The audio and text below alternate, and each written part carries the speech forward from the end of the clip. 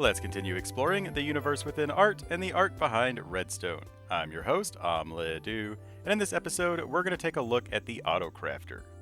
The crafter, just like droppers and dispensers, has a little mouth that spits out the items that will always point toward you whenever you place it. So you can have it facing off to the side, or you can even have it facing up or down. This is important to note because the crafter works pretty much just like a dropper or dispenser, in that when it receives a redstone signal, it will craft the item and then spit it out of its mouth. So you can't use a hopper in order to pull the crafted items out. Instead, a hopper placed under the crafter will actually pull the items out of the material slots. Adversely, a hopper pointed into the crafter will load the items into the material slots, like so. As long as it has the correct materials to craft an item, anytime it receives a redstone signal, it will craft that item and spit it out of its mouth. Now, unlike most containers, items being pushed inside of a crafter will prioritize new slots before they start stacking with similar items. You can also lock the slots simply by clicking on them to prevent any items from going into those slots. So if we lock the bottom three, we can see that items will only be loaded into the top two rows. So this is the way that you determine what item you want it to craft. Another unique thing about the crafter is the signal strength that it provides when being looked at by a comparator. There are two things that affect the signal strength. One is how many slots are locked. For every slot that is locked, it will provide a signal strength of 1. And if we lock 6 of them, it will have a signal strength of 6.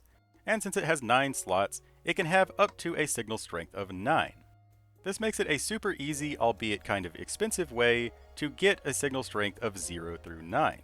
Now, another way that it receives signal strength is not by the fullness of the total container, like most containers are, but how many of the slots have at least a single item in it. If all 9 slots have at least one item, the signal strength will be 9. But if only 3 of those slots have items, the signal strength will be 3. And this isn't affected by how many items are in each slot. A single stackable item will be the same as a single non-stackable item. The unique properties of its signal strength will be really helpful in telling it when it should craft an item. You can also point hoppers into any of the sides of a crafter, and it will load the items in. So if all of the hoppers are loading the same item, essentially you can just craft these items even faster since they are being loaded even faster. But you always have to be careful that you are crafting the thing that you actually want. That's where signal strength will come into play so that we can tell it when to craft the specific item that we're looking for. Now, another thing about the crafter is that the recipe order actually matters. You have to load the items in the correct order. Like if we put all of the materials to make an autocrafter in here, it will not let us make an autocrafter. The pattern actually has to match with the pattern to craft an autocrafter or any item. So one way that we can accomplish this is by loading items into droppers and having the droppers put them inside in the correct order. Now, one really horrible thing about autocrafters is that if it tries to spit its item into a full container, unlike a dropper or dispenser that will just fail to activate, it will spit its item on the ground. This is absolutely devastating. You will always have to make sure that your storage has an empty slot for the autocrafter to push its item into. Everything else in the game will just fail to activate, but not the crafter. Which brings me to this point that the idea of an autocrafter was fantastic, 11 out of 10. The implementation of said crafter, the thing that we got, 1 out of 10, 0 out of 10. It's absolutely horrible. There's a million different ways that you could have designed this to make it more user-friendly, more compact, and just function better.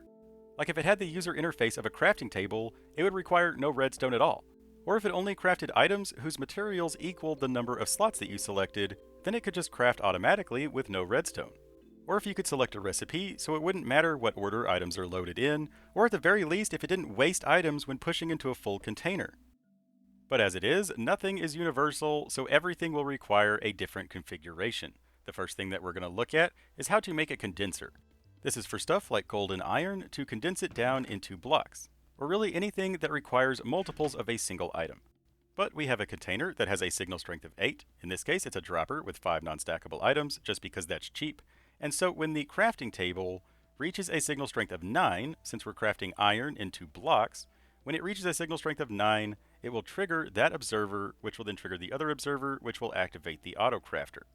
Now the problem with using observers is that they will trigger 2 times every time the crafter is full. And with something like iron that has multiple things that you can craft with iron, sometimes it will craft nuggets or a pressure plate or iron bars. Now, as long as the flow of items is steady, this won't really happen because the second tick happens at the same time that there are 3 items in the crafter. However, if there are rollover items, or if it's only loading items occasionally, that's where you can end up with nuggets or pressure plates.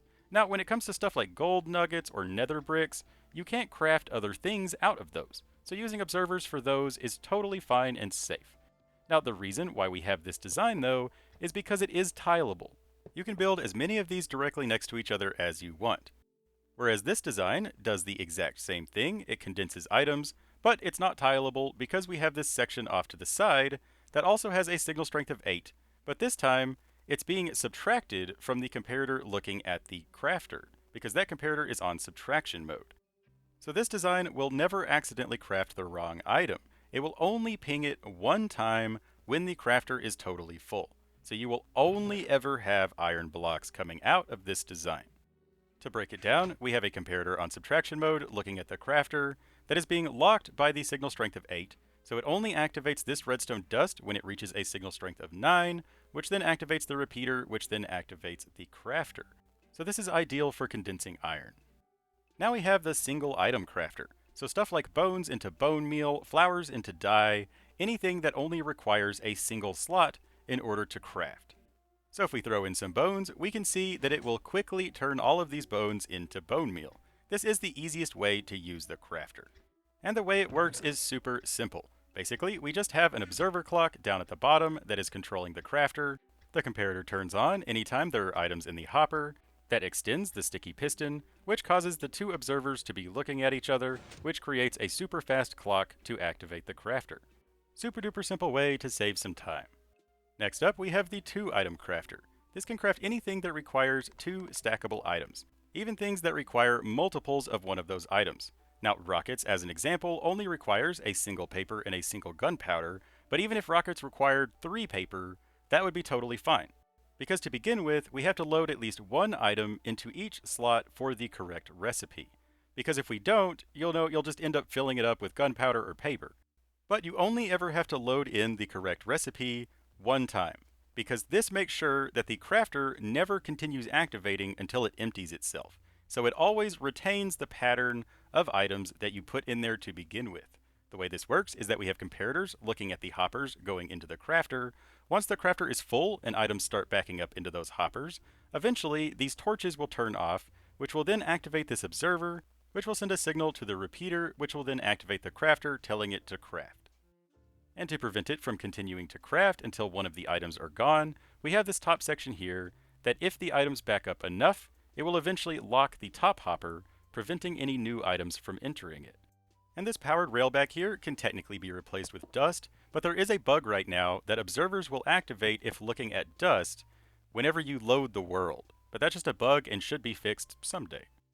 But as a demonstration, let's load in a bunch of gunpowder and a bunch of paper, and we can see that the crafter will not start to craft until items back up into these hoppers until there are at least 22 items.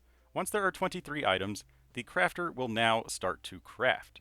So basically, you will always have a stack and a half of materials that never get crafted, just to make sure that the crafter doesn't empty itself. That way, we don't have to worry about what order the items are getting loaded, even for more complex recipes that requires multiples of 2 different items.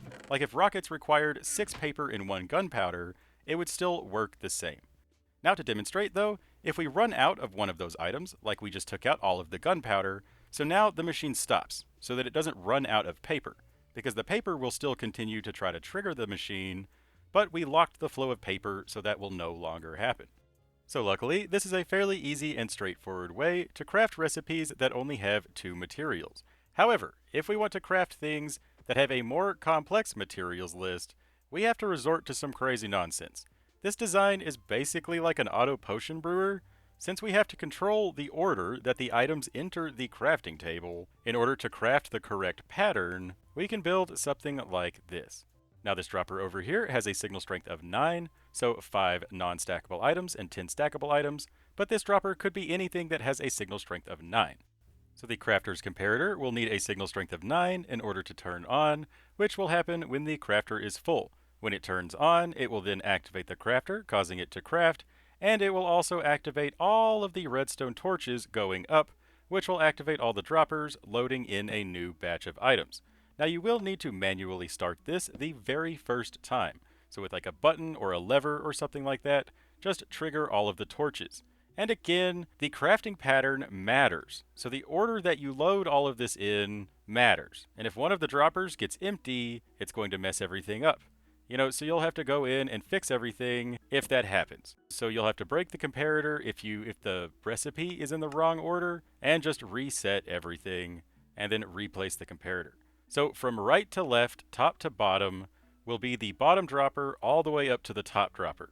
So the top dropper is the bottom right slot, and the bottom dropper is the top left slot. So to craft like an auto crafter, we would need the first 4 droppers to have iron, then the 5th dropper to have a crafting table, because the 5th one is going to be the very middle slot on the recipe board. And then the next one needs to be iron again.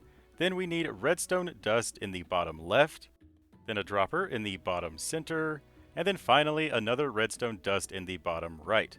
So from bottom to top, that is the order that we would need to put the items in.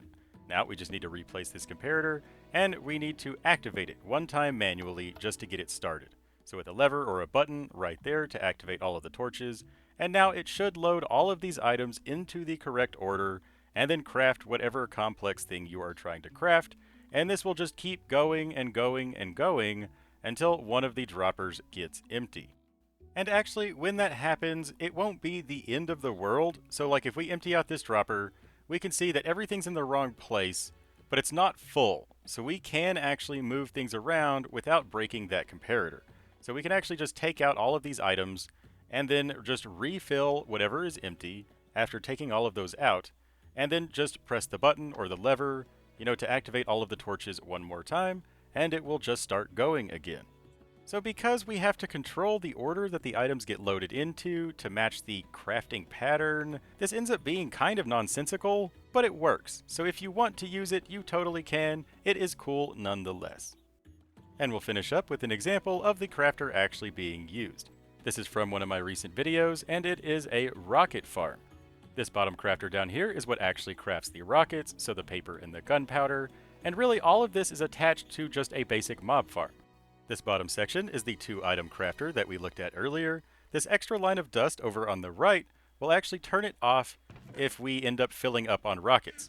Since crafters will waste items if the container gets full, we need a way to automatically turn it off if that happens. So then the same way up here, this is the paper chest, and so again, we want to turn off the paper making, so we don't waste any paper when the paper gets full. So this crafter right here is the thing actually making the paper. It is one of those item condenser designs that we looked at the beginning of the examples. However, it is slightly different in that it uses 3 redstone dust rather than observers or repeaters.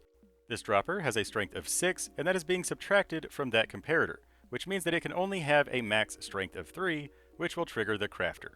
That's being fed by this little sugarcane farm right here, and we need to feed it bone meal, which means we need to turn the bones into bone meal. So this crafter right here is one of those single item crafters, and it is just attached to a clock rather than an observer clock. That clock is looking at the hopper, feeding the crafter, and then triggering the crafter when the clock turns on.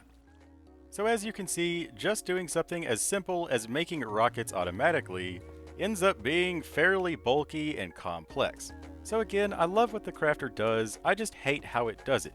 It's not very new player friendly, it's not very intuitive. In fact, I don't think it could have been designed any worse. But let me know what you think about the mechanics behind the auto crafter. Do you think it's good? Do you think it needs improvement? And what do you plan on using it for?